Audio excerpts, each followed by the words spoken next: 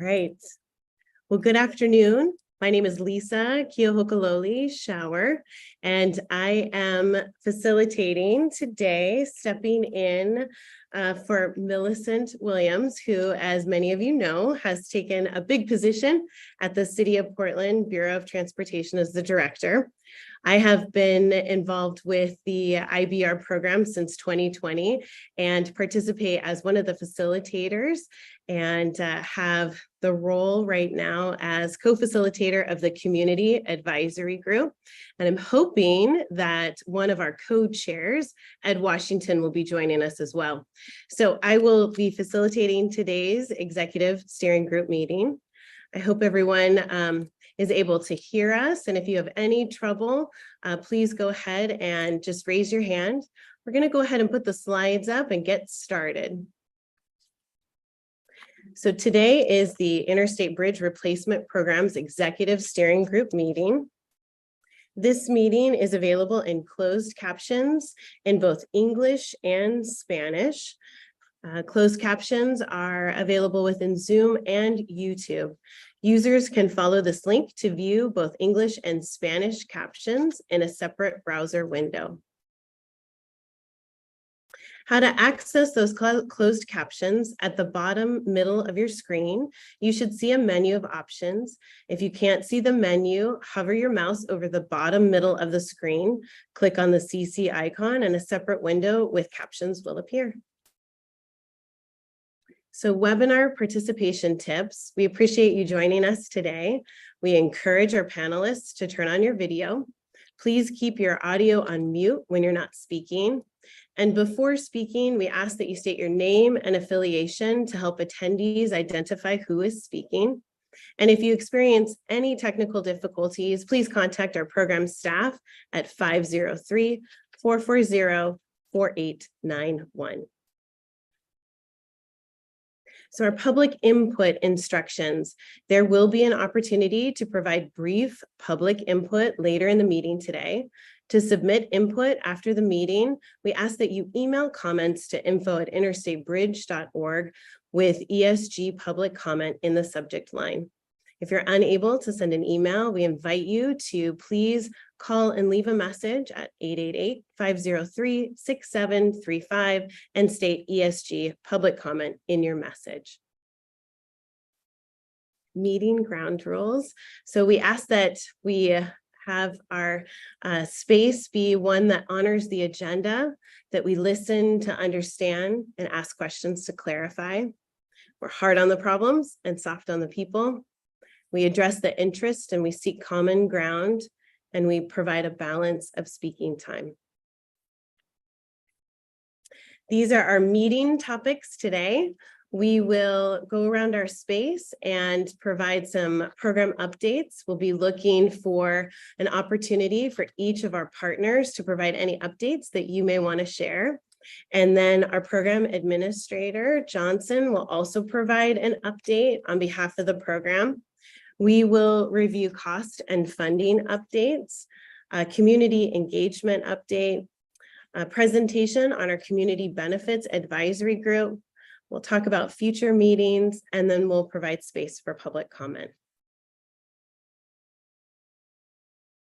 All right, so if we could have the slides pulled down, I'd like to just go ahead and invite our partners to just introduce themselves and share a brief update. So with that, I'll go ahead and start with Washington State Department of Transportation, Secretary Millar. Thank you, Roger Millar, Secretary at WashDOT. And yeah, there is an awful lot going on in our space. We're getting ready for the 24 legislative session. We're wrapping up a construction season, and we're busily working on projects and programs going forward. Have an awful lot of investment in active transportation and in public transportation this year. And I am thankfully able to attend this meeting. I just got back from Kansas City, where I was chairing a nationwide safety summit for transportation safety. Great. Thank you for being with us today. We'll head over to Oregon Department of Transportation. Director Strickler couldn't be with us today, but Deputy Director, the Urban Mobility Office, Brendan Finn is here. Brendan. Thanks, Lisa. Hi, everybody. Brendan Finn, Director of ODOT's Urban Mobility Office. Good to see everybody be back in this space. No big updates coming from the agency to provide here this afternoon. But like Secretary Millar, we do have a lot going on as well. I guess I would point out it'll be for the first time in 5 years that our commission, the Oregon Transportation Commission, will be having their first meeting in Portland. So that'll be at Daimler on November 9th. So look forward to having our statewide commission here in Portland to observe some of our work. And so that's my update for this afternoon, Lisa. Thank you. Thank you, Brendan. I'm going to head over to our Regional Transportation Council, Executive Director, Matt Ransom. Thank you. Good afternoon, Matt Ransom. And just in the spirit of legislative preparations, I have mentioned this in this forum before, but RTC collaborates with Identity Clark County, which is a business leaders roundtable here in Southwest Washington, to prepare a coalition legislative statement. This is where we coalesce as a group around regional transportation priorities. We had our roundtable meeting on Monday, where partners review the draft document and release for public endorsement. Many agencies at this table endorse, so thank you, and we look forward to your continued participation. What's notable about that legislative statement this year, like last year, is action number 1 is, and I'll read, support timely I-5 bridge replacement. And the conversation that we had on Monday, it's not lost on any of the partners that while we've made progress, both in collecting, securing state funds, tolling authorization, et cetera, there's a lot of work that remains in terms of completing the EIS, securing the full funding commitment from the federal government, both highway and transit, et cetera. And partners here in Southwest Washington are not losing focus. That's why it continues to be action number 1 as part of our legislative statement. So we look forward to just continuing to lean in, push in the same direction as all of you. And when you see this in front of your commissions for endorsement, we certainly would support a thumbs up. Thank you. Thank you, Matt. Metro President Lynn Peterson. Good afternoon. Not much to report on this project, but we are working on 5-year strategic goals that under the heading of housing, the economy, and climate. And a lot of the work that this project is doing is helping meet those goals. So thank you. Thank you, Lynn. City of Vancouver City Manager Eric Holmes, alternate for Mayor McInerney Ogle. Thanks, Lisa. Good to see everyone. A lot of really great things going on in Vancouver. Did want to share with the group, not only do we participate in the regional transportation priorities document that Matt Ransom mentioned, but also Vancouver recently awarded a contract to a firm to begin our transit district planning in the eastern portion of downtown, anticipating the future landing of LRT. So looking forward to getting that work underway. Thanks, Eric. All right, City of Portland, Commissioner Mingus Maps. Hi, folks. Mingus here. Let's see. My major report is that Mayor Ann of Vancouver and I are co-conveners of the IBR Community Benefits Advisory Group. We held our first large group meeting on the 27th of September.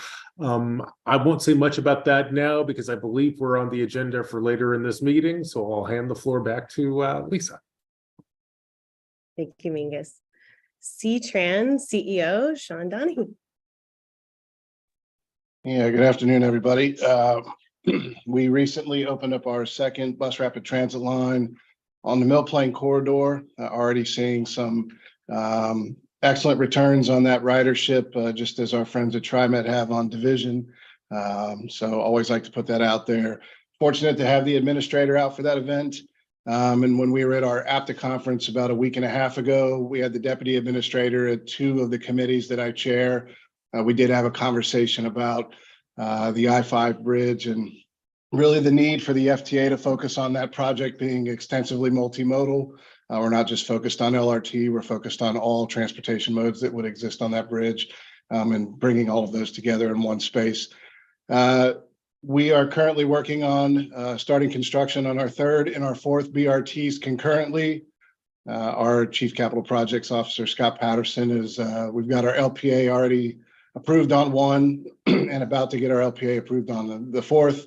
So we're looking forward to constructing both of those at the same time. And we're also a few months out from opening up our brand new operations facility on our operations campus and a new maintenance facility as well. So a lot going on over here in Clark County, and always appreciate the opportunity to be on the ESG call. Thanks, Sean. All right, TriMet, JC Vanetta, an alternate for General Manager to Sue. Yes, good afternoon. JC Vanetta, Executive Director of Public Affairs, and our congratulations to Sean for opening that new BRT line. Good job. We just got back from APTA, as Sean said. TriMet, we're very, very excited. We won the first ever award for inclusive collaboration for when we awarded Oregon's largest DVE contract ever to Raymore Construction, and then worked with them closely, where they in turn had the highest DVE utilization in our history at TriMet with Advanced Tribal, and they were one of the recipients as well. So huge award for us. We're very, very grateful from APTA while we were down there. And I would also just note too, some of you know this, some of you don't, but TriMet is hosting APTA's mobility conference next April. We're bringing about 2,000 to 3,000 transit nerds, transit professionals to the area. CTRAN will also be helping us host them. And then we'll also be hosting the bus rodeo, the International Bus Rodeo, around that same time frame. And if you've never been to a bus rodeo, it is the Olympics of operating a bus, and it's pretty cool. And we're going to be hosting the International Bus Rodeo here in Portland. So some cool things to look forward to. Thanks. Thank you, JC. Port of Vancouver, CEO Juliana Marler. Thanks, Lisa. Good afternoon, everyone. Just wanted to share an update on our Terminal 1 project, since that is near our bridge project. So we are, the next phase we're working on is the dock replacement. We are in the beginnings of our first in-water work window, where we are going to be demoing the existing dock. This is near where the old Red Lion Hotel was.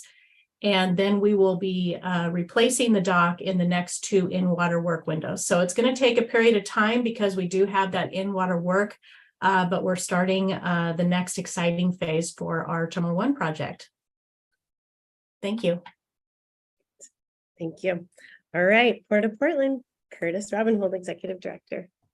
Hey, colleagues. Good afternoon. Curtis Robinhold. JC, I know you guys are working on efficiency all the time, so I'm just thinking that maybe the bus rodeo should be buses full of transit nerds.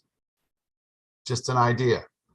A couple things going on for the Port of Portland right now. We are on schedule for our big terminal opening. Our $2 billion terminal core project here is due to open next May. We have been able to welcome a few of you out, and if any of you want to get in touch and come see what we're doing, let me know. I see you, Greg. We got you working, and you too, Brendan. I know we're working that out.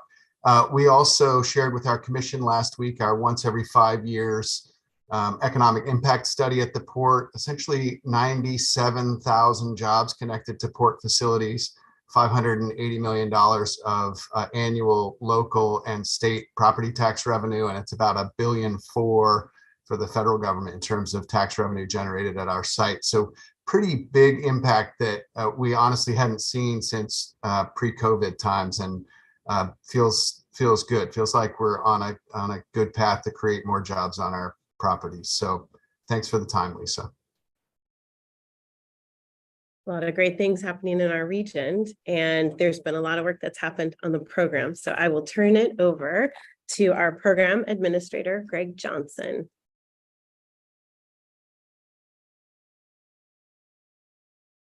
Greg, we can't hear you though. You There we think I go. remember to unmute myself, but here we are.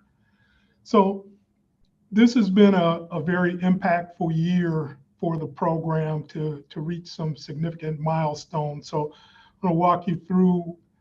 We haven't met with this group. I think it was back in late spring, early summer, the last time this group came together. So I'm going to walk you through some of the things that that we've accomplished, and also pass out some thank yous for folks who were instrumental in getting us to these milestones. So let's go to the next slide, please. So we had some significant legislative actions that occurred for the program. So we now have all our non-federal matching funds in place.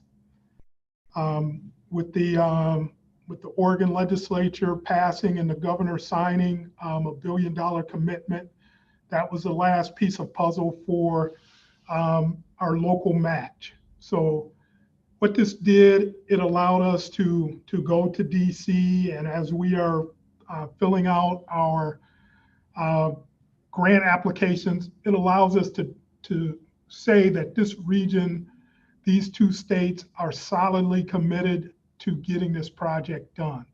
So this increases our competitiveness for these federal grants, which we will be talking about a little bit later in more depth. But once again, a huge milestone for the program. The Washington legislature, no, let's go back. The Washington legislature also did some tremendously important things, and key amongst those were authorizing tolling for the I-5 bridge. And we know that tolling is never a popular issue, but everyone realizes that it is a necessary step in the funding package to get this done. And also, Washington allocated the first installment of the $1 billion that they had previously passed last year. So that is, once again, another step to getting this program underway and getting us into construction.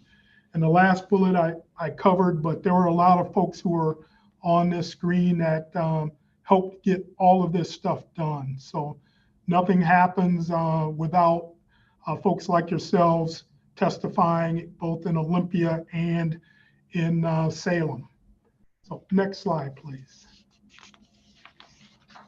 So we have been tremendously busy this summer getting folks out on the bridge and in the program area to understand what this program actually is and the tight window that we are fitting this in. So you can see these pictures represent when the Washington Joint Transportation Committee came on the bridge in mass to look at the condition of the existing bridge and talk about what new things will be anticipated. So this was a fantastic tour. We had a half an hour earlier with this group to do a presentation for them on where the project was at, and received great feedback from everyone.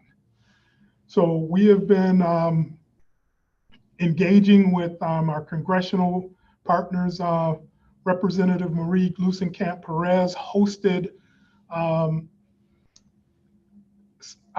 Mitch Landrieu from the White House's Office of Infrastructure.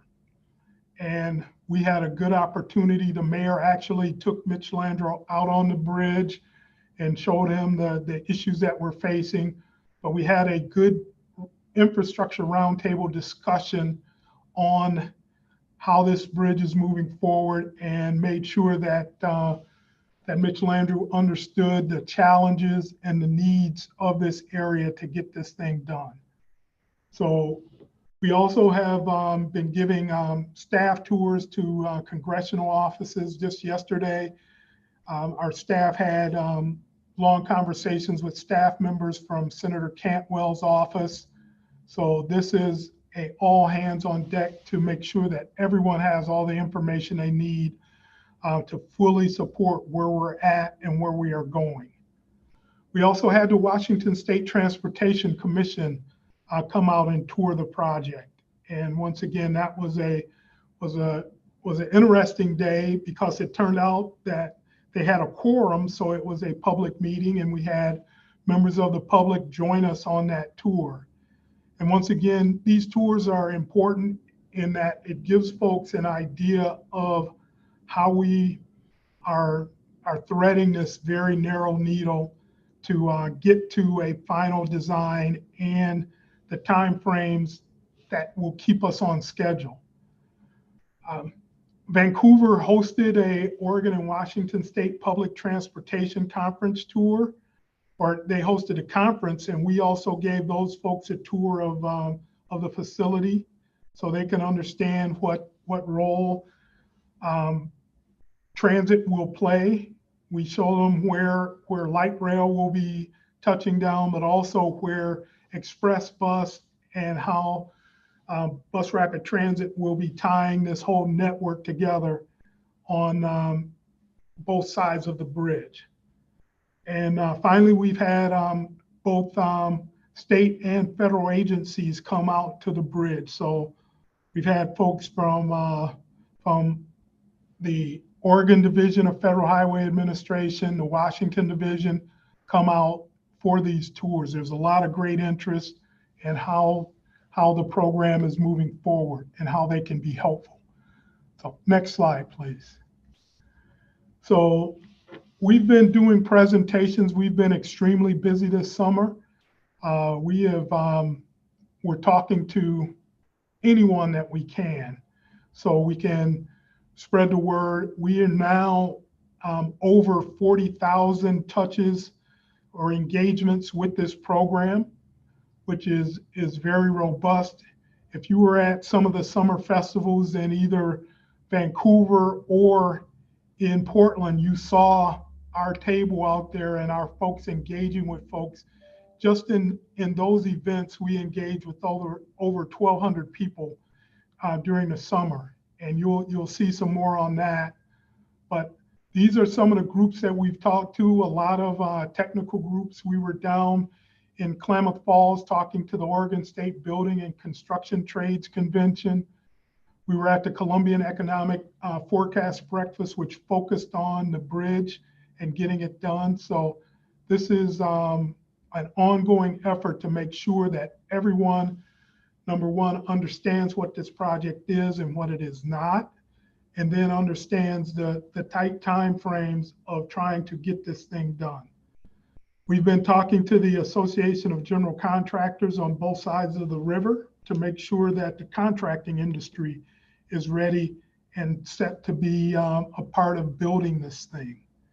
So let's go to the next slide, please. So this is probably my most important slide of the day. And this is talking about where we are at in our schedule.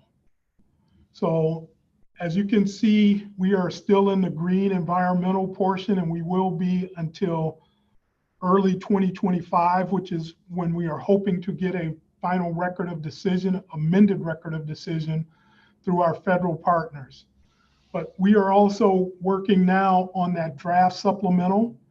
And as you can see, that has moved slightly because of the iterative nature of the reviews that are taking place with our federal partners to get this final document ready to put on the street. So, but the one milestone bubble that is missing off of here, which is probably one of the most critical ones that represents where this program will find success, is getting into the in-water work period in 2026. And you heard Juliana talk about the in-water work period for the work that the Port of Vancouver is doing. We face those same challenges. And that in-water work period generally runs from September to February. So we are hoping to be in that, or we are planning to be in that in-water work period in 2026 with the contractor beginning to put his his platforms, his work platforms, as well as starting the putting the drilled shafts into the river. So this is going to be key. If we miss that in-water work period for whatever reason, we will miss an entire year of construction. So once again, you can see some of the other key dates on here, such as the Coast Guard bridge permit, which is we're shooting for late 2025, Army Corps navigation channel approval. So this slide is our guiding North Star as to the things that we have to get done in order to meet that in-water work period. So with that, I think that is my last slide, and I'll take any questions that that the group may have.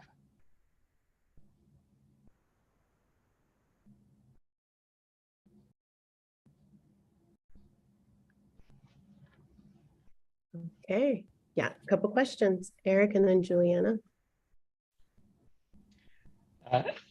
Just a follow-up question on the Corps and the Coast Guard permitting, which appears to be kind of backloaded. And do we have any indication or any information you can share relative to the critical path, particularly on resolving the Coast Guard permit? I'm gonna ask Ray maybe to step in and take that question. So Ray, if you would talk about where we're at. Sure, happy to provide an update of where we're at with the pursuit of really the issue is the pursuit of a bridge permit from the Coast Guard. And we're pursuing two paths. One is working with potentially impacted users and fabricators that are upriver to understand the impacts to their businesses, define those, and then reach agreement such that they can let the Coast Guard know that they're no longer impacted, those impacts have been resolved. That would allow the Coast Guard to issue a revised preliminary navigation clearance determination and then have a pathway towards a bridge permit. And so we're pursuing that, and I'll talk more about that in a minute. But we're also pursuing an option for a movable span on the river. That does meet the PNCD, the Coast Guard's preliminary navigation clearance determination. They asked for 178 feet or unlimited. So basically the current clearance or unlimited. And so in response to, I think, a letter from the Admiral, we've added that as an option to meet that PNCD and move the process forward. And we are studying that now through the environmental process. But we are engaging 3 fabricators, a business owner, and a couple of different vessels on what those impacts are. We've got at least information from at least 2 of the fabricators that we're looking at. We gave them a lengthy list of questions, try to help us understand their impacts and validate them. We've got the third, just a minute here, got a note from them today. And we're continuing discussions with the landowner of the Columbia Business Center, which is another person that was mentioned, or entity that was mentioned in the PNCD by the Coast Guard. So we'll continue to work on those and engage. And the good thing to remember is that as we've engaged those different businesses, they've all expressed their understanding for the replacement of the bridge and the importance to the region, but also noted that their desire to have their business needs understood and discussed and addressed. And so we're working through that. Timing wise, there's a lot that goes into a bridge permit from the Coast Guard and some predecessors as well. There's some Army Corps permits that we need. So we're looking at really needing that bridge permit in late 25, early 26. So we do have time to work this process, but we're not sitting around. We're going to make sure we've addressed the issues that the fabricators and vessels have raised, and then bring those agreements to the Coast Guard so they can do their work.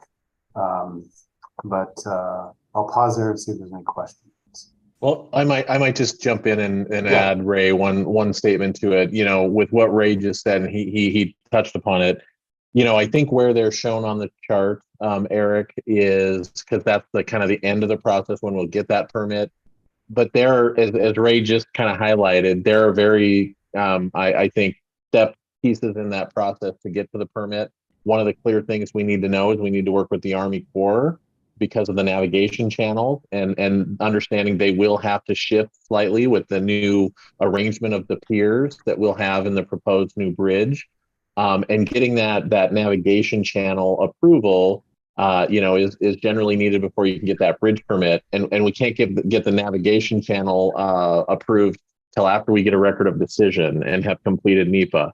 And so, you know, it's not, your question was why do they look backloaded? If we probably should show a bar that is, we are very clearly working through that process as Ray had described right now to get the preliminary navigation clearance determination revised so that we can get through the NEPA piece and then those additional steps. And so, yeah, there's a lot of steps that we need to get through in the environmental phase to get to that permit. Thank you. Juliana? Greg, I don't necessarily have a question, but just a comment. I appreciate you bringing up the in-water work window. You know, as a port, we are familiar with work, you know, having those restrictions when we're going through the types of projects that we work on. But not everyone understands that the limitations. And so if you could just keep that in front of us when you're talking about schedule, I think that would be helpful because, you know, to your point, you know, we might be thinking it's a couple months, you know, impact to the schedule. But when you're talking about in-water work limitations, you could be talking about a full year of delay as a result of that you know, shift in schedule. So just a comment. I appreciate you bringing it up, and just please keep that in front of us as you're talking about schedule. Thank you. Thank you. Will do. Brendan, I was Sorry, my hand up and down and up and down. Yeah. Just want to double down on that. Okay. On the in-water work window. For Abernathy Bridge, as folks know, that one is under construction now. We're under the same kind of pressure where we're able to do. We asked the legislature to give us some flexible funding that was going to be repaid for by tolling. But because we got in the in-water work window that we did, obviously we saved that year, which ended up being $60 to $80 million. So there's the time component, but as we all know on this call, time is money. So Julianne, I think that's a great flag for us to continue to have that in front of it. And I just wanted to provide that example of the cost that comes with that delay as well. Brendan, and that's a great point, Brendan. We figure that if we lose that year on the back end of this project, that would mean upwards of $300 million of escalation and inflationary cost. So not a small ticket. So, yeah, which impacts tolling rates and all kinds of other things. So yeah, big impacts there. Okay, Lisa, I don't see any other questions, so I'll throw it back to you. Okay. All right. Thank you. Next on our agenda is a cost and funding update by our assistant program administrators. Both Frank Green and Ray Mabey will be presenting this section. So we'll start with Frank. Thank you, Lisa. So I'll start with a slide that I know we've shared several times to this group, just to kind of remind everyone of what the finance plan currently looks like for the program and what the sources and targets are that the program has. Greg mentioned that the support we saw from the legislatures in this last legislative session is really encouraging, and so we are now showing that we have that committed funding from both states, from Move Ahead Washington, as well as the Oregon contribution, as well as identifying that with tolling authorization, we can move forward. And Ray will talk a little bit more here about tolling and what some of the next steps are related to coordination with our commissions and how we can move forward the tolling aspect. But I'm going to focus and dive in a little bit on some of the work that we've done this last summer from a federal funding perspective. And so you can see on this slide, there's really, it's shown as two sources, but there's three big grants, as we've said before, that we're targeting. I'll have a few slides and talk a little bit about the CIG Capital Investment Grant process through the FTA New Starts program, as well as the MEGA grant and Bridge Investment Grant program. You can see from the chart, just a reminder that we're targeting, in the ballpark of $2.5 billion between those three grant processes. So next slide, please. So just an update on, first I'll start with the MEGA and the Bridge Investment Program grants. The program did submit an application in August for the MEGA grant. I want to thank all of the partners for giving us letters of support to accompany that application. That application, we were targeting roughly $600 million. That is a grant program that has some flexibility in the use of those funds, and so we wanted to target, a pretty decent size amount in that grant, because we see that that grant could potentially be used on the multimodal aspects of this program, be it whether it's for the transit investments or some of the highway investments. We will be anxiously awaiting how the outcome of the evaluation of that grant goes. We have corresponded with the federal DOT to add some clarifying points to our application, which is I think a benefit to how they've adjusted the process from last year to this year for that grant application piece. And that kind of moves me into the next big grant that we are currently preparing an application for, is the Bridge Investment Program grant. That is, the applications are due the Monday after Thanksgiving. So as a program, we're diving into what the Notice of Funding Opportunity is asking for in that application and filling out our response to it. Right now, we see that we're going to be targeting in the 1.2 billion for that grant program.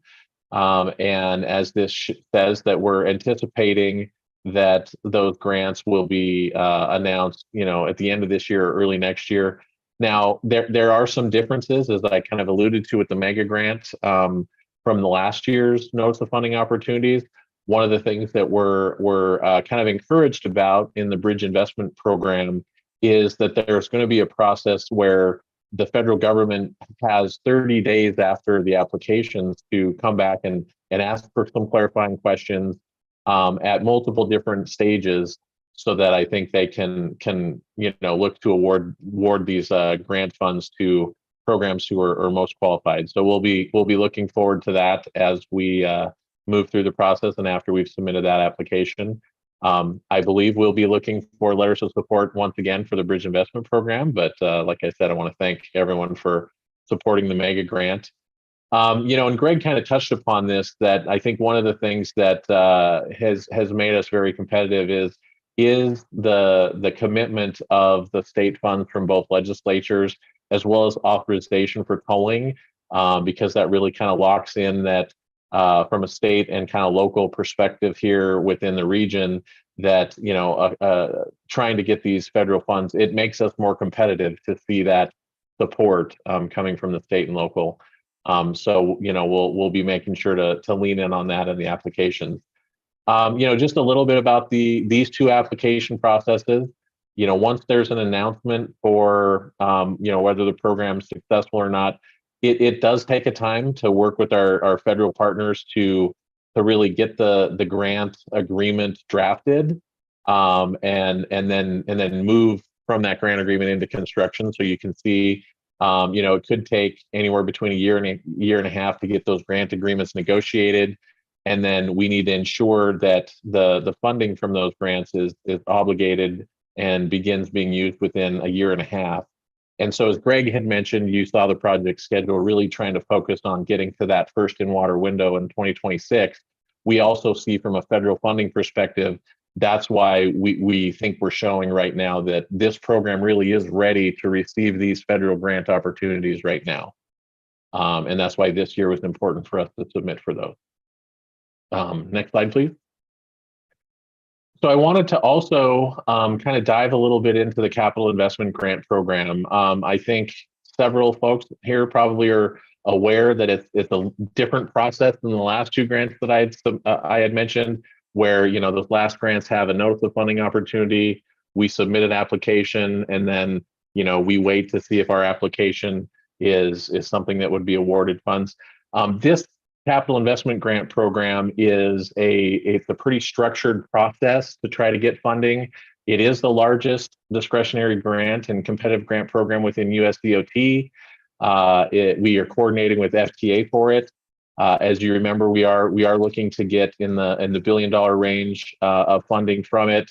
And I think one of the important pieces of this is there's a very structured process that allows us to coordinate with our federal partners through program and project development, so that we can show that the program is moving the right way, so that there's, I think, a better certainty from our federal partners if they're going to provide funding, that the program and that the region is ready to utilize that funding in a successful way. And so there are 4 key steps that I'll kind of show on the next couple of slides and show where we're at in that process. Next slide, please. So the first step is project development. The program did submit a request to our FDA partners requesting that the program can enter into project development. And this September, we received the approval from FDA to move into project development. And so really what beginning that, I think that's a great step for the program to get to. I think it shows that, there's the work that we've done as a region and as partners to identify the multimodal solution here is in agreement with what FDA is going to require for this process to work to try to get funds. And so what getting into project development means is we're committing within a 2-year window to complete the tasks that you see listed on this slide. Really it's trying to advance design to a 30% level so that there's a little bit better certainty with our cost estimates and an understanding of how the risk on a program of this size, may affect those cost estimates and may affect how we're going to be delivering the program. We need to have a good understanding and detail with our agreements so that we understand what are all the agreements that are going to be needed between, the owners of the facilities as well as third parties. And we have to have our finance plan drafted in really kind of more solidified on where the funding for the program would come based on the estimates and risks that we have. I think an important step in the project development phase is submitting materials and coordinating with FTA to get a project rating. Once the project is able to get a rating, that's when the program would show up in the president's budget back in DC. Right now, we're targeting that the program would be really completing the project development phase in 2025. And so at the end of project development, like I said, we get that rating and, we'll show up on that 2026 president's budget. But in that timeframe, we'll also be asking for the request to enter into engineering. Once approved to get into engineering, you can see that's where we're able to take the program from about that 30% level of design and really get it to basically right up to construction, 90% detail. We'll continue to update the cost estimates and have an understanding of risk. In the engineering phase is when we need to finalize all those agreements that I said we need to have, really identified and have term sheets with during project development. And really, we get kind of our final oversight and review in that at the end of that engineering phase. After the engineering phase, if you can go to the next slide, please. There's the step which would be very similar to the other one where I said we have to negotiate the grant agreement. There's the full funding kind of grant agreement stage where we need to make sure and be able to demonstrate that all the local funds and the state funds are dedicated and committed and available to be used on the program. And we also, as I said, had to have had a rating that shows us in that president's budget that is a competitive rating. After we're able to secure that full funding grant agreement, that's when we can then be using some of the funds to focus on the transit construction piece. So you see, we have some timeframes here, estimated that we could be getting to that full funding grant agreement, in early 2028, and moving forward with some transit construction, specific transit construction project. One of the things the program's working on right now, as the $6 billion kind of program we've shown, we're really trying to figure out how to break these into construction contracts, which part of the program goes in what kind of a construction project, because we need to be able to sequence it while maintaining traffic and constructing the new program. And so in the 2028 timeframe, with this full funding grant agreement in hand, we'll be able to begin construction on some of the transit specific components.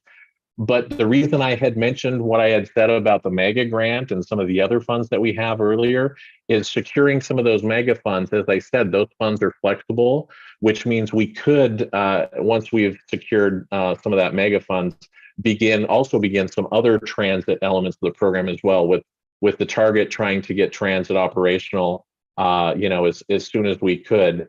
Right now, I think our target to have the revenue service date is in 2032. And so, we're really trying to keep on, as Greg says, on that schedule that we showed earlier, and really trying to meet these timelines for some of these federal funding requests. So with that, I am going to pause and see if there's any questions about the federal funding work that we've done over the last couple of months. It looks like Commissioner Maps, did you have your hand up? Maybe then it went down. Okay, Eric. Thanks, Lisa. And Frank, the couple of questions. One, just an observation. You just laid out a really pretty complex and interrelated schedule of kind of sources and uses that spans the full construction window, roughly estimated construction window. It'd be great to maybe modify or produce another version of the schedule that is on slide 12 to show the funding components as well. Because I think the casual observer, or many folks who are even more closely and intently watching this project, might perceive that if we have an estimated construction start in beginning of 2026, then everything's fully funded, it's all in hand, and we no longer need to concern ourselves with that. And I think there's some value in laying out the almost equally complex funding side of things that is after that record of decision, kind of final permitting, and then commencement of construction. So that just observation. And then the other piece, this came up in a conversation I had with the mayor, is on slide 15. There's near the bottom of the slide, it talks about it takes 12 to 15 months to get into a funding agreement, and then construction must begin within 18 months of the first funding obligation. How does that relate to the forecasted construction commencement? Thank you, Eric, for those questions. And yeah, we can see what we can do to work on adding or creating a map with the funding, because you're right, it is complex. And I guess as I had mentioned, we had walked through for the readiness part of the grant and the application that we're estimating that we may hear near the end of this year, early next year. And then once we hear, the clock for that kind of negotiation of the grant begins. So let's, just if we get awarded funds at like 1st of January next year, we're anticipating it could take until, January or July sometime of 25 to negotiate that grant agreement. And then you have 18 months to obligate the funds toward construction. And so that really would potentially take you to mid or late 26. And that's where we've said with trying to get to construction late 25, early 26, as we're breaking this program into contracts, there may be some earlier work contracts like utilities or some walls or some other things that we may be able to go out with construction in 25 or early 26. And so we really tried to work that and weave that into the application that we had. And so that kind of gives a sense of when we would need to obligate the funds from that grant into a construction project. And so, yes, I agree that the funding, we could probably try to work on what a calendar of the funding may look like.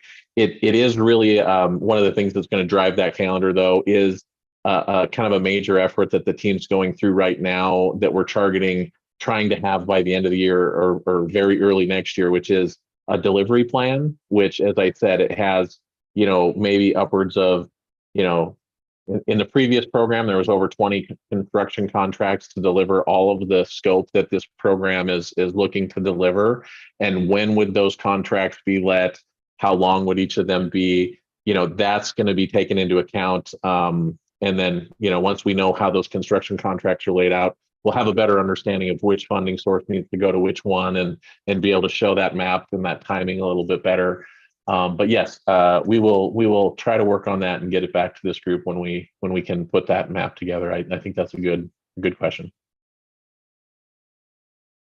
Matt, do you have your hand up? Yes, sort of a variation on the theme of the complexity of the funding. So we have a mega application in. We'll hear shortly early next year if it's awarded. We have the other big one that is going to be submitted after the Thanksgiving holiday. Hypothetically speaking, should those not be approved this round, recognizing that there are rounds of this, we presume, going forward, are there any major schedule disruptions? And related to that, do we have enough money committed, sources and uses, availability right now to continue progress in the event we have to apply next cycle, knowing that the EIS is not fully completed?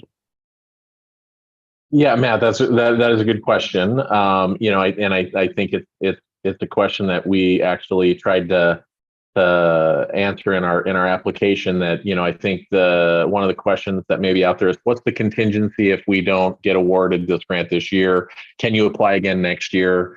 Our understanding is we could, and with the funds that we have been appropriated from both states as well as tolling.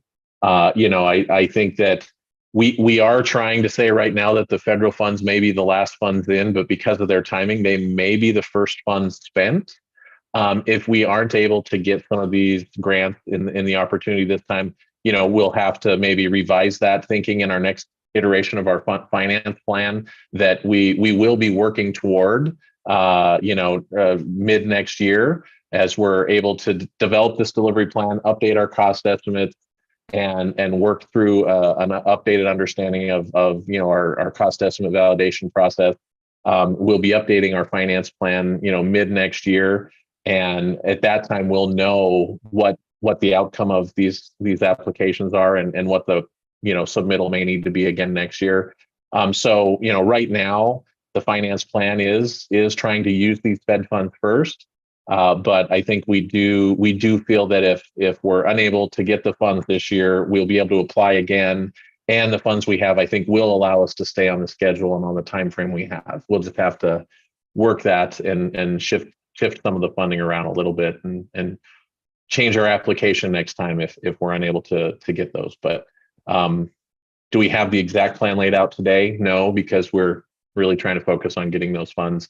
But I think we've done enough in that contingency conversation to recognize between the dedicated funds from the tolls, or from the two states, and the tolls that we could get, that we still think we can stay on schedule with future applications needing to go in. Okay, so I'm going to just repeat what I heard, because I know this question comes up at the RTC board table. It will come up again.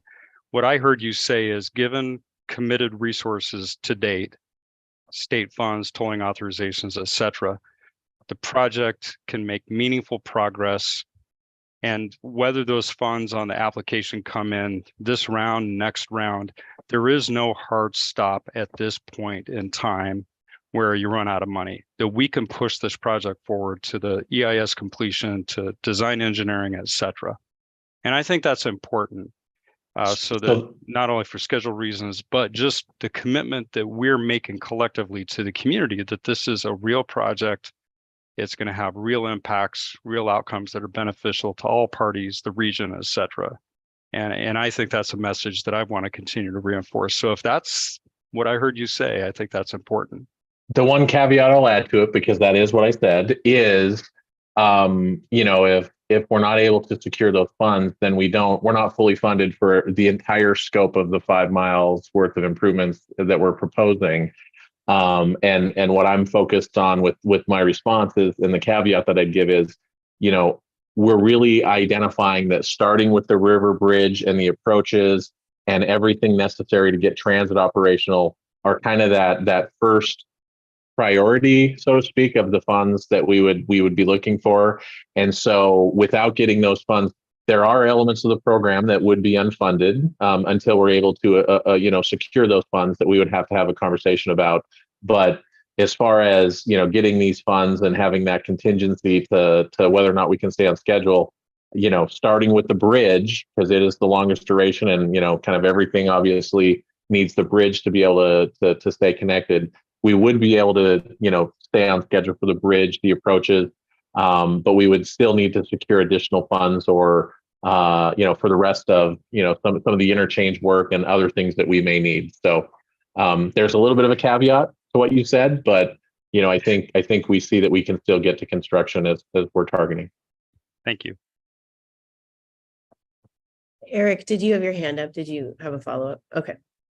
All right. And then Commissioner Maps, it looked like maybe you went in and out of the room, but did you have your hand up and then maybe you left the room? Yeah, I got the computer booted me out of the meeting. I came back in as a witness in the background, and I raised my hand to try to get promoted to a panelist. Okay. We're all sorted out. All right, but you didn't have anything you needed to add. All right, No. Just want to make sure that we're given space where folks want to participate. All right, Frank, was there anything else that you wanted to add before we pass the presentation? Nope. I think we could probably transition it to Ray's slides. And right. Thank you.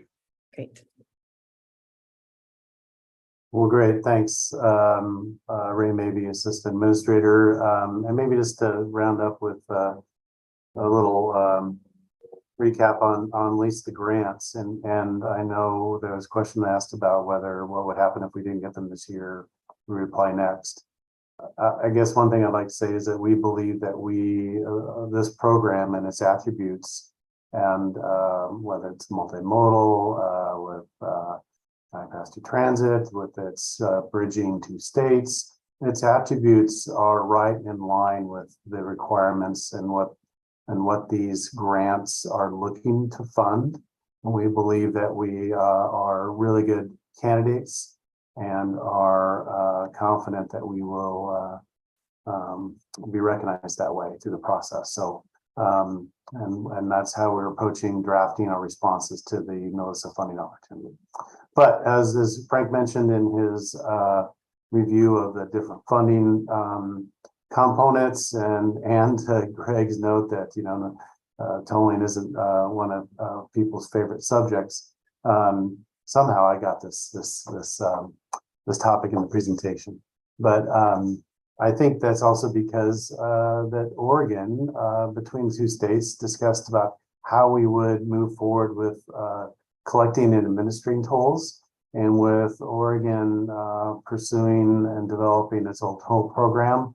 The decision was to move forward with Oregon to collect the tolls on behalf of both states, and then disperse them. So that doesn't mean that Oregon would unilaterally set toll rate policy. I'll be talking about that. It's really just the functional component of collecting tolls and having the systems in place to do that, and then collect and disperse funds. So maybe another question about that is because Oregon governor did ask to put a pause on implementation of tolls. That window that the governor asked for ends before we would look to begin tolling on IVR. And we know that the work to get tolling implementation up and running continues. It's just not going to turn on any gantries until that date. So we think we are in a good place for IVR. Now, as we do dip into tolling, one thing we want to make people aware of is that there's really two different types of traffic forecasts the program uses, and it's for different purposes. And the reason we want to bring this up is that in the past, we've seen the different forecasts be conflated and used out of context. So we want to make sure that it's understood that in these two forecasts, they have different purposes. And the first one is around financial planning. So as we're looking at understanding the finance of the program, the potential revenue coming in, the traffic projections are looked at for in an annual basis. So over longer periods of time, aggregated over time, and then looked at in a way to be conservative. So we're looking at lower traffic volumes to make sure that we are not overstating, overestimating the potential toll revenue. So I want to make sure we've got a bit of a safety factor in there to make sure that we're not overestimating the potential revenue from tolling. This is important because we know that unforeseen things happen. So this is a bit of a contingency factor. Now on the design, it's a little bit different. For design, we want to make sure that we are designing for the appropriate traffic volumes, but also for NEPA, we want to make sure that we are not underestimating impacts through our design of our system and the widths and so forth. So we want to make sure that we don't understate the traffic volumes.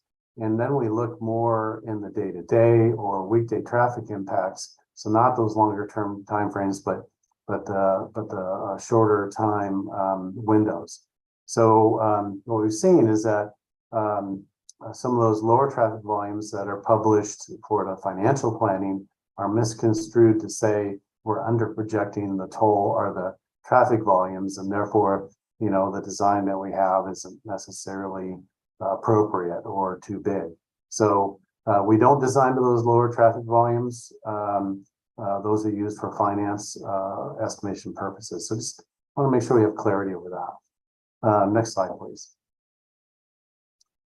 So as we do move forward and look at toll revenues, we do conduct traffic and revenue studies. And there are three different studies that are done, and they all build on each other over time. And they start to narrow in on the different scenarios to make sure that we have the toll revenue needed. And we've got the necessary work done to have certainty or confidence for the people that are going to back the toll bonds. So we start off with a high level 1, and that was completed in the Columbia River Crossing project. One of the things we heard, as you know, is that we want to make sure that we take advantage of past work as much as possible and take advantage of that past investment. And here's one example. We're not going to need to redo that. But we have worked on a level 2 traffic and revenue analysis that is currently being finalized. And it was really focused on testing a lot of different scenarios and variables. In fact, we looked at, I think, 7 different scenarios, we'll talk about in a bit, to understand the potential toll revenue we could get out, net revenue, to include in our finance plan. So I'll talk more about that.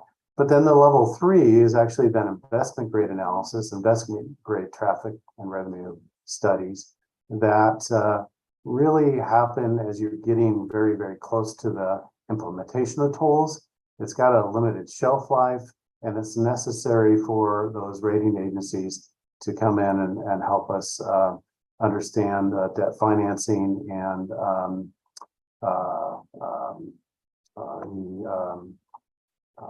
rate setting for our different bodies like the toll commission, or excuse me, the transportation commissions.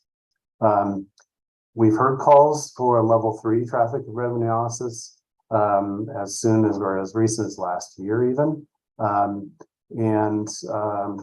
That would be work that would be basically done and shelved and then redone. So that's why we're doing the level 2 now, to help inform the program and our commissions who set our toll rates. It's a good thing to remember that the program, the 2 DOTs do not set toll rates. It's the 2 transportation commissions that set toll rates for their individual states, and then collectively the two commissions will set toll rates for IBR, and I'll be talking about that in a minute. Next slide, please. So that level 2 traffic and revenue study did look at those 7 toll scenarios, and they looked at different variable rate tolling scenarios, but the rates that they studied were in the $1.50 to $3.55.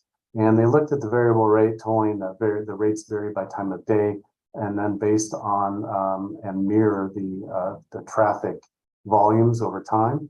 So you would imagine 2 peaks, the morning commute peak and the evening commute peak or afternoon. What we found, much like in other parts of our transportation systems that are morning and evening or afternoon commutes, those peaks really get bridged by a higher traffic volume in between, so congested conditions last longer during the day. We studied scenarios that included escalation. As we know, inflation tends to chew away at the power of the dollar over time, and one way to combat that is to program in an annual escalation. And so we studied that. We also included the RMPP, Regional Mobility Pricing Program, that Oregon is studying. It isn't in the regional or in the regional transportation plan yet, but we included as an option to make sure that we understood the potential impacts. And we also looked at a couple of options on low-income toll programs. We want to make sure that we understood what that could be. So as we look at all these different components, our real goal was to make sure that we had enough net revenue necessary to help complement and fill out the finance plan. And we did confirm that we believe that we can get that net revenue, and I think we were targeting 1.24 billion. And so that did confirm that and help set the stage for the level 3, and also sets the stage for continuing discussions between the 2 commissions on toll rate setting and policies. But it doesn't lock them into the rates that we studied themselves, or even that escalation. So this provides them some background information to consider as they take up the work of considering IBR. Next slide, please. Great. So again, looking back and learning from the past, during CRC, both commissions came together and set up a bi-state tolling subcommittee to take a look at the program, look at our work, and then bring back proposals to each commission on rates and policies. So it's a way that the commissions can work together to make sure that they're discussing the potentials and potential possibilities and the best way to address those, and then determine several different factors. They can look at that escalation factor, like I mentioned. They can look at the toll rates and how they vary on during the day. They can even consider hours of operation. Will we need to toll all day and through the night, or just during the day? And then also look at truck multipliers. So I believe we've had a base assumption on truck multipliers, but Oregon has just gone through and updated its highway cost allocation and responsibility study. And so the responsibility of trucks and autos is being studied and potentially shifting from where it was, impacting that truck multiplier. So that's another thing for them to consider. And then exemptions and discounts is another piece to understand how it impacts communities of concern and low-income individuals as they likely don't have the choice on when to travel, on how to get through their jobs or their various responsibilities. So they're going to be looking at those low-income toll programs, and I mentioned discounts and exemptions specifically around potential travel exemptions and discounts too, or transit and emergency vehicles. So there's a lot for them to consider.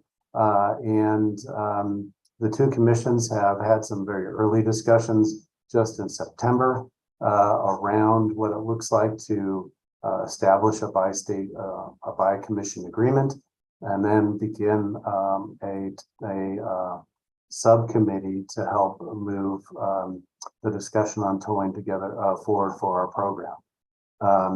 IBR will be working in support of those commissions and with the two state DOT home offices and lay out a schedule for them to consider as we move forward. I'll pause there. I think that might be my last slide and see if there's some questions. Any questions for Ray? Okay. All righty. Well, I'm going to keep us moving forward then. We'll have space for questions too at the end, but we're a few minutes over our time and I want to make sure that we make it through all of our presentations. So next up is a community engagement report by our public affairs manager, Katie Belliconi. Thanks, Lisa. As Lisa said, I'm Katie Belliconi, and I serve as the Public Affairs Manager for the IBR program, meaning that I have the privilege of overseeing government relations, communications, and community engagement efforts on this program. I am excited to be able to share with you an update about our recent community engagement activities and talk to you about some of our plans for the future.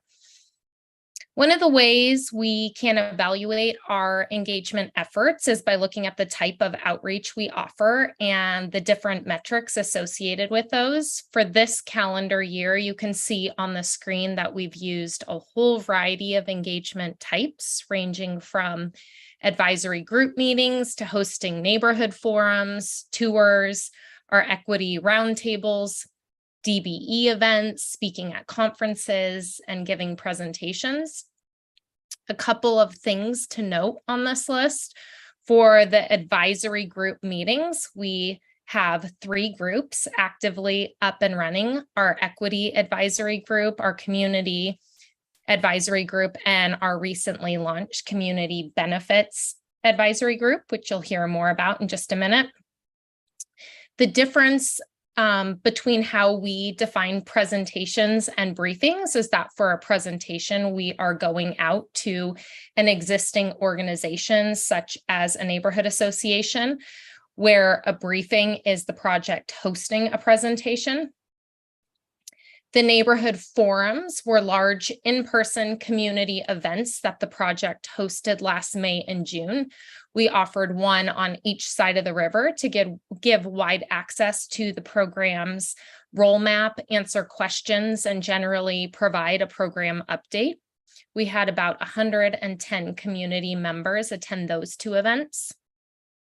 Our program leadership team attends a wide variety of conferences featuring the unique facets of our program, both regionally and nationally. These conferences range from the Building Trades and Waterways Association to Transportation Research Boards and Bridge Engineering Seminars, just to give you an idea of the types of conferences we're attending. We've hosted 3 equity roundtables this year with a variety of panelists featuring topics from women paving the way to exploring the intersection of multimodal transportation and equity. We are already busy planning our next equity roundtable, which will be held just prior to the release of the draft SEIS and focus on the NEPA public comment process for our program. I'd also like to mention our program office hours. We launched these at the beginning of August, offering 4-hour blocks of time, 4 times a month, for community members to have a virtual or in-person meeting with program staff to get questions answered. This is something we will continue to offer as long as there is interest. And lastly, I'll just mention that, of course, this is not comprehensive of all the touch points we have with the community. To date, the program has connected with close to 40,000 folks since 2001.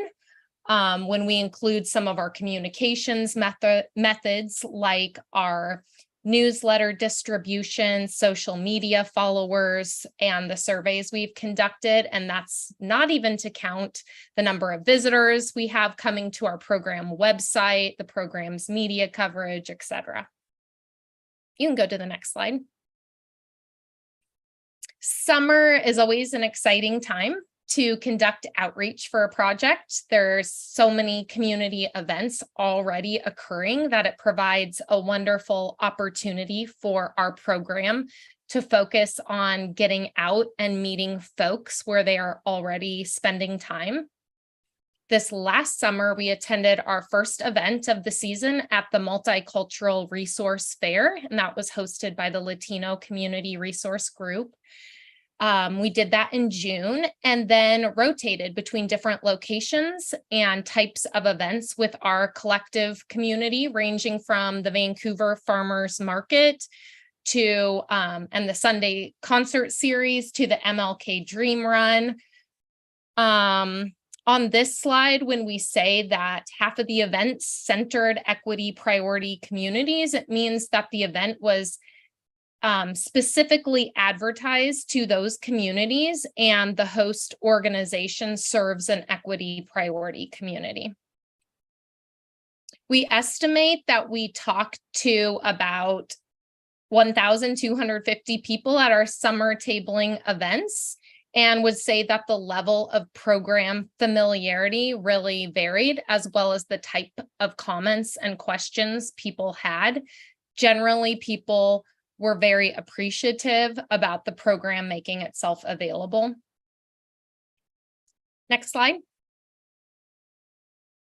One of the unique engagement programs we've embraced on IBR is offering grants to community-based organizations to help extend the program's outreach to equity priority communities. This is the second round of mini grants we've offered to CBOs. The last time was in 2021, and we awarded grants to 11 CBOs. For this round of mini grants, we had 45 CBOs apply, with focuses ranging from youth or older adults, people with lower incomes, houseless individuals, BIPOC communities, immigrants and refugees, and people living with disabilities. We anticipate awarding 8 grants to 4 CBOs in Oregon and 4 CBOs in Washington. These CBOs are coming online at such an important phase of the program to help spread the word to equity priority communities about what information they can expect to see in the draft SEIS, how they can access that document, as well as where and how they can provide public comment. The CBOs will do this through a variety of ways based on their own capacity, their existing networks, and resources. Some of these tools will include co-hosting community events with the program, promoting program events and meetings through their existing platforms and engagement channels, and distributing program information to their contacts. You can go to the next slide. I would like to spend a little bit of time talking about what you can expect from the program for community engagement as we approach and enter the draft SEIS public comment period. Our key audiences that you see here aren't different than those we are always engaging with, but we will have additional focus towards residents in the program area, as well as property and business owners, recognizing that there will be more specific information that's shown in the draft SEIS than has been previously available.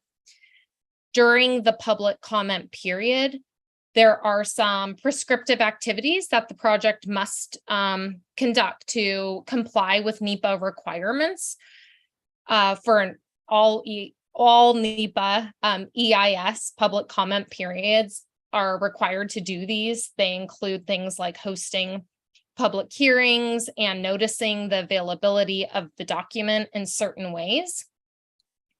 In addition to those methods, we'll continue to be active with a lot of the tools and techniques you heard me speak about in detail just a minute ago. And that will include the office hours, briefings and presentations, listening sessions, community forums, another equity roundtable, and continuing to meet people where they are at community events. Additionally, especially for those who reside or own property within the program area, we will be sending out direct mail pieces, doing some canvassing and literature drops, and conducting other types of in-person outreach. As we get a little bit closer to the release of the draft SEIS, our program presentations will start to provide education to community members regarding what the document is, what types of information will be contained in it, and how and when they can get access to it. We will also start to provide more specifics around our engagement offerings during the public comment phase. And with that, I'm happy to answer any questions. Any questions for Katie?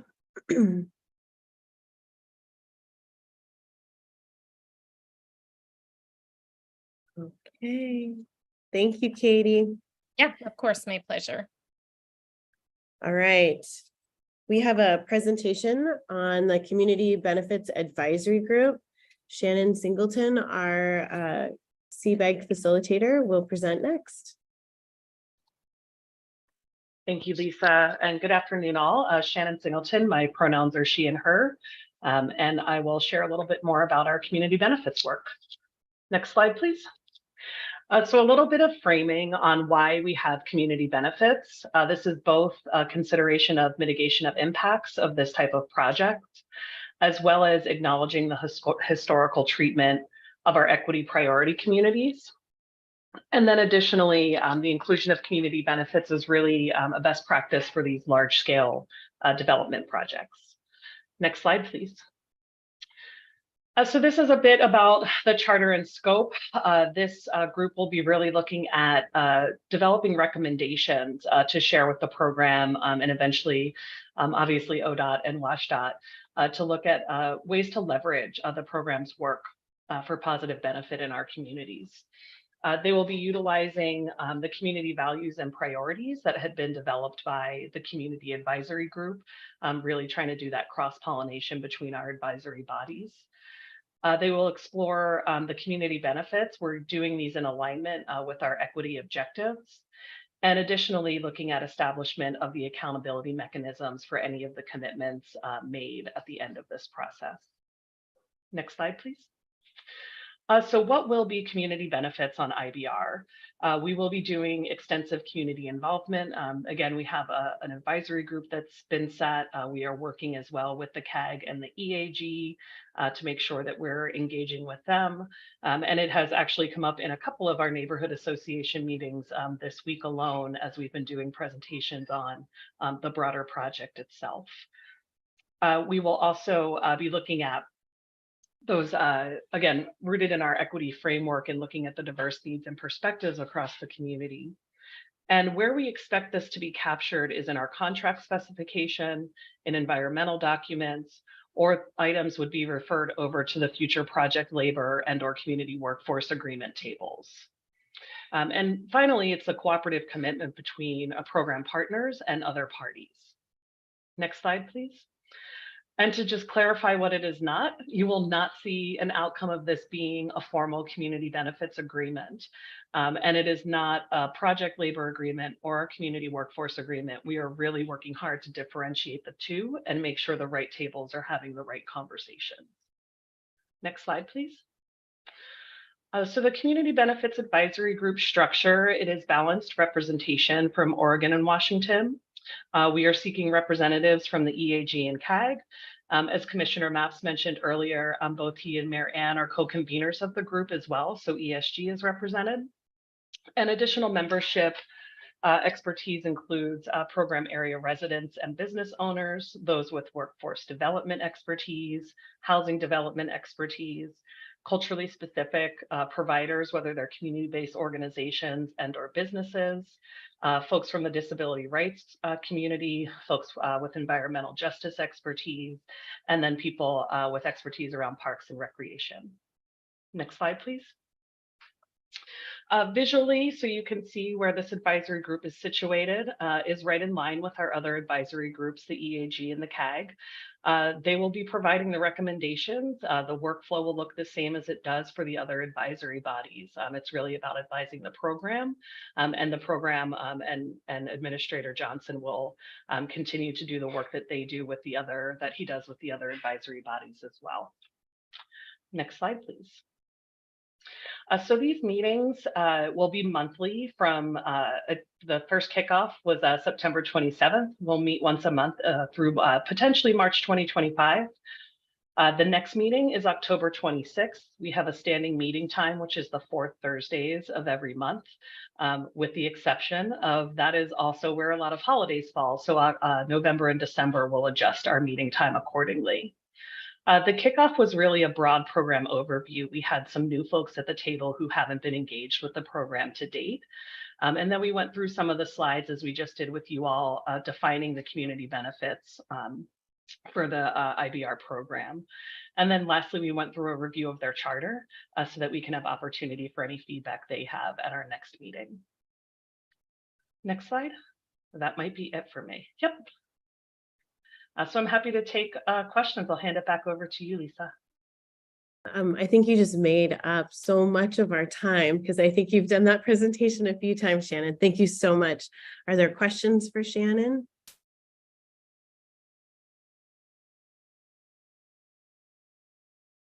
Oh, okay. Greg, anything that you might want to add?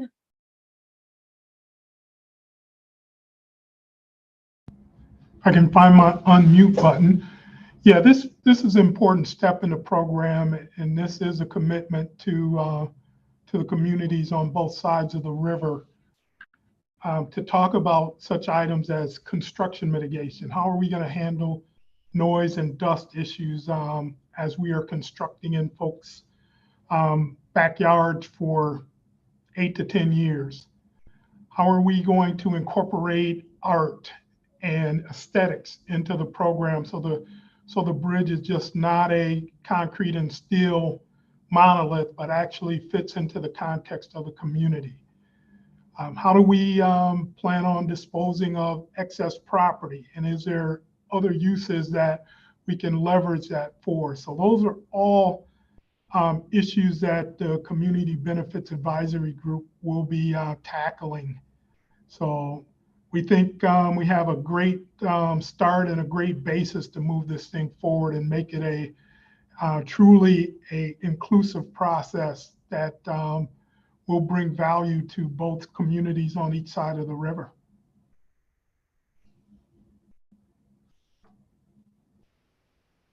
All right, I'm not seeing any other questions or comments.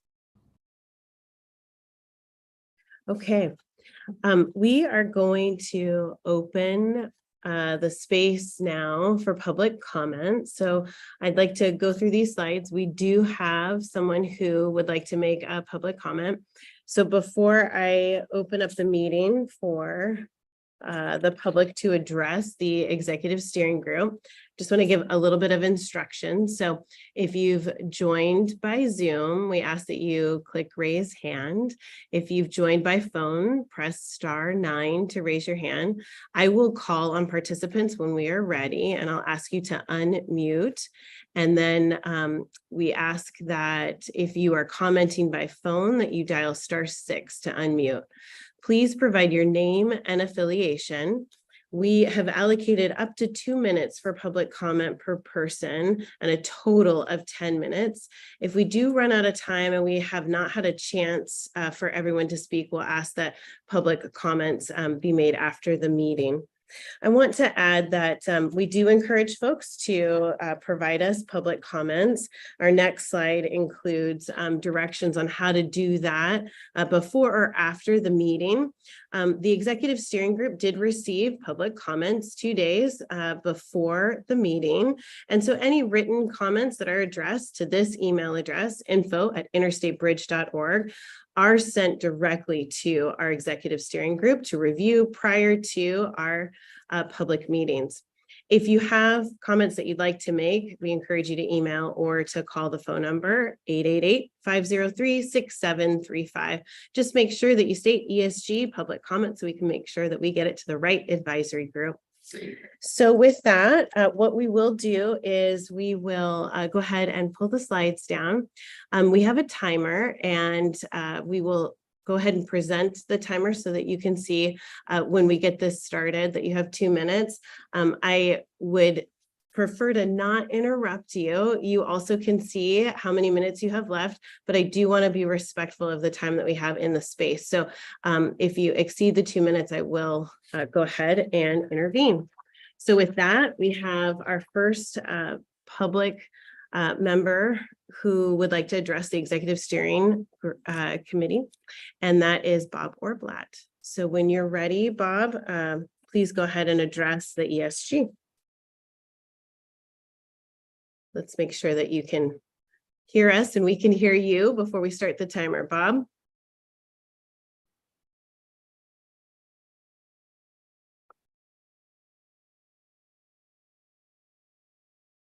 You hear me now? I can hear you. Yes. Okay. All right. Go ahead. I'm Bob Workblad, a Washington resident, and 40 years a professional civil engineer and certified public accountant. The IBR's current LPA is truly an awful 1960s freeway solution. I believe getting federal funding and a final EIS will be near impossible. A much better solution, an immersed tunnel, has been intentionally disqualified by the IBR. An immersed tunnel can be less costly, built in half the time, mostly out of the water and out of fish windows, and have much less environmental impact. It was also suggested as a solution by the U.S. Coast Guard Admiral. It seems to be ignored by the IBR. 2 years ago, the IBR presented its tunnel concept assessment and claimed it would take 8 million cubic yards in excavation and dredging to build. I said this was at least twice a reasonable number. With a recent public disclosure, IBR has been forced to reduce this number to 4 million, and it's probably closer to 2. The IBR should retract its tunnel concept assessment, get a refund from WSP for this report, and an independent study of an immersed tunnel should be done independent of the IBR. I also appreciate an apology from Mr. Johnson for his attack on my credentials and motivations at the Hayden Island public meeting last December. Thank you. Thank you, Bob. Appreciate you addressing the ESG.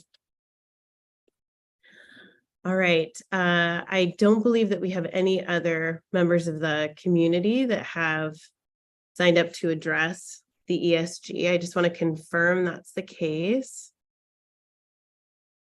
All right. Hearing that we don't have anyone else, I am going to go ahead and transition to Program Administrator Johnson to talk a little bit about next steps. Thanks, Lisa. If we can go to the next slide, please. So one of the key things, and Frank mentioned it earlier, we are in a process of developing a construction delivery plan that will begin identifying construction packages, both the size and delivery method that we think will be most effective and efficient for delivering this program. We knew that this is not going to be one big contract. As a matter of fact, we're looking at over 20 individual contracts to get this work done.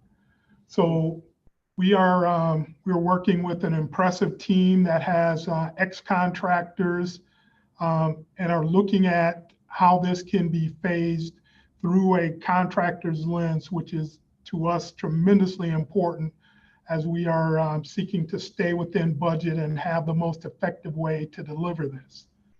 So once again, our sequencing will start with the river crossing. That won't be our first contract. We will have some early works contracts that we are shooting for right around this time, 2 years from now. We think those early works contracts that Frank mentioned, such as building some retaining walls, doing some utility relocations, may be the first work that you will see on this. But once again, we're looking at having that first tranche of contracts start in 2025 with the big bridge starting in 2026. So by next year, early next year, we are planning on having some sessions with the industry, both contractors as well as designers, to put out our plan and have them look at it, pick it apart, and give us feedback on it before we finalize that and present that plan to this body. So once again, hopefully January, we'll be having those type of sit-down meetings that will look at sequencing, schedule, delivery methods, and the value of contracts. Next slide, please.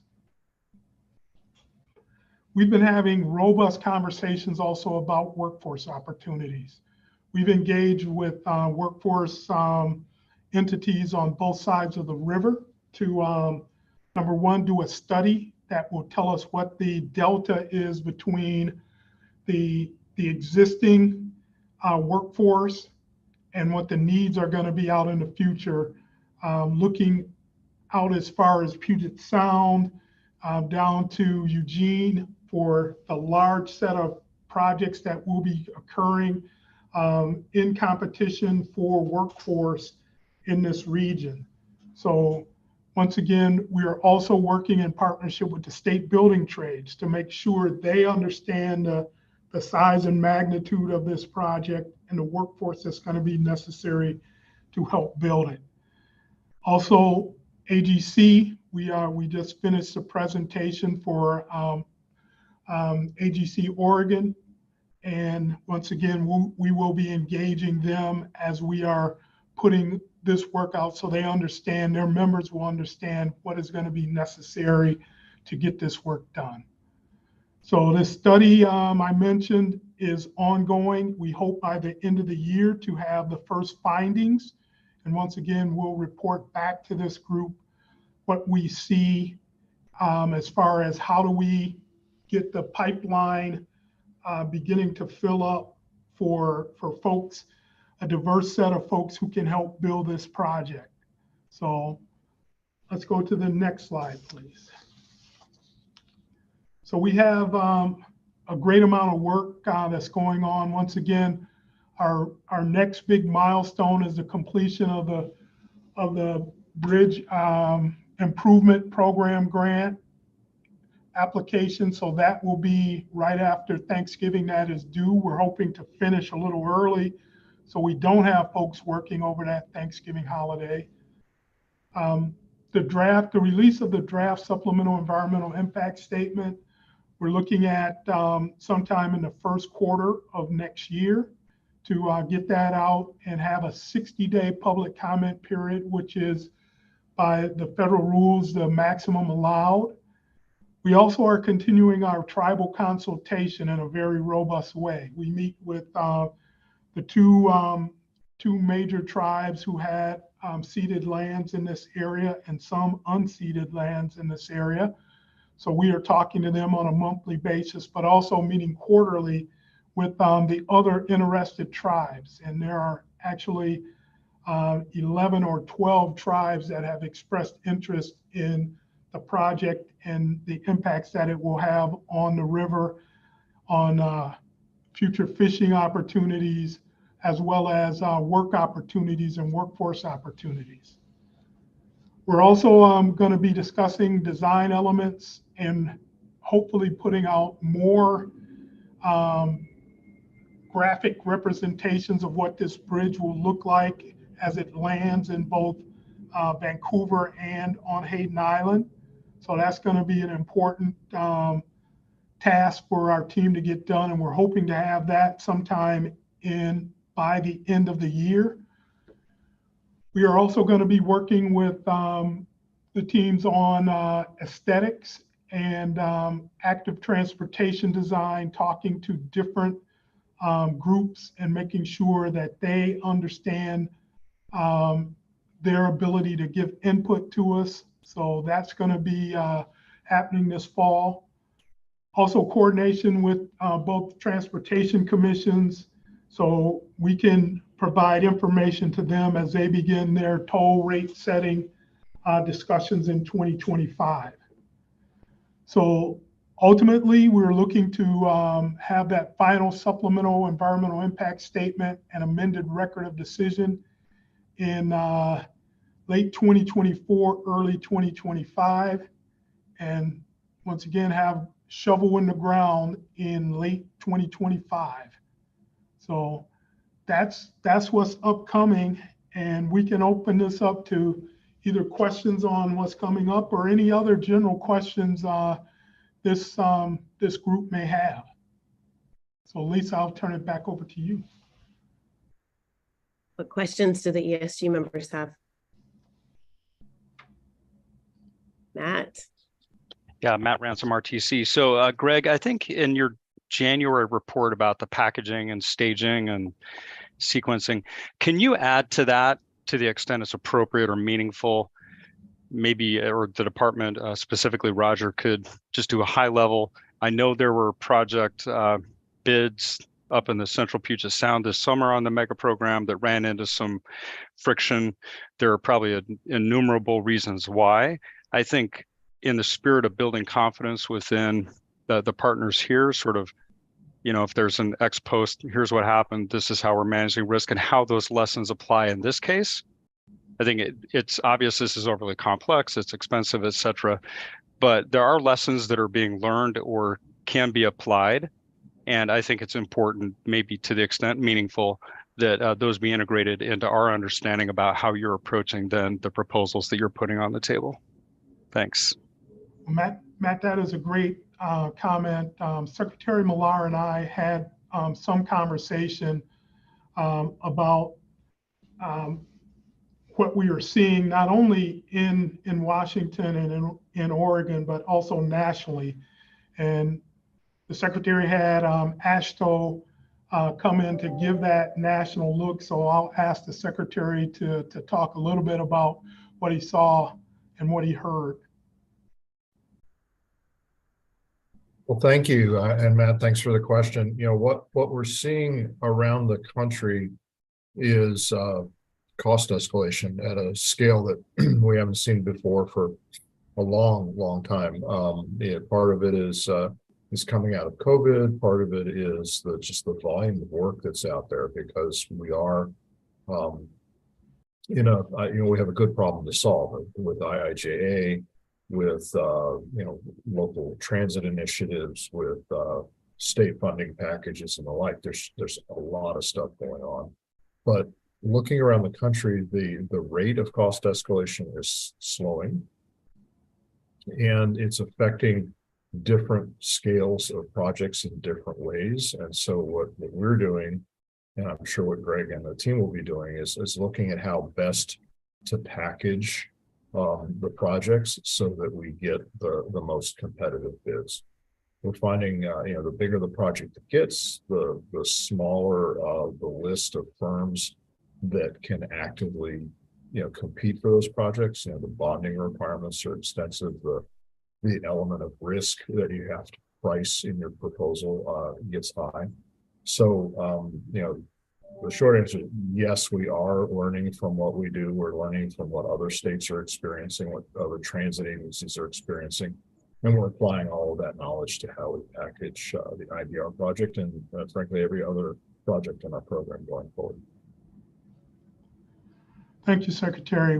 We also have reached out to these other large projects in both the state of Washington and Oregon, including the Abernathy Bridge, the Portage Bay project up in Washington, to understand what they did, and in hindsight, would they have done something different? So we're looking to learn those lessons. We've also been talking to some folks nationally at the Golden Gate Bridge has a big mega project coming up. So we're hoping to learn from them. The Brent Spence Bridge between Ohio and Kentucky, we've been talking to those folks and hoping to learn some lessons to apply here. So yeah, we're trying to triangulate and see what is the best and smartest way to get the maximum number of proposers and the most competitive bids. And one thing that we've consistently heard is get information out early and often. So that's why we're going to be talking to the contracting and the design and consultant community on this project early and often. Other questions or comments?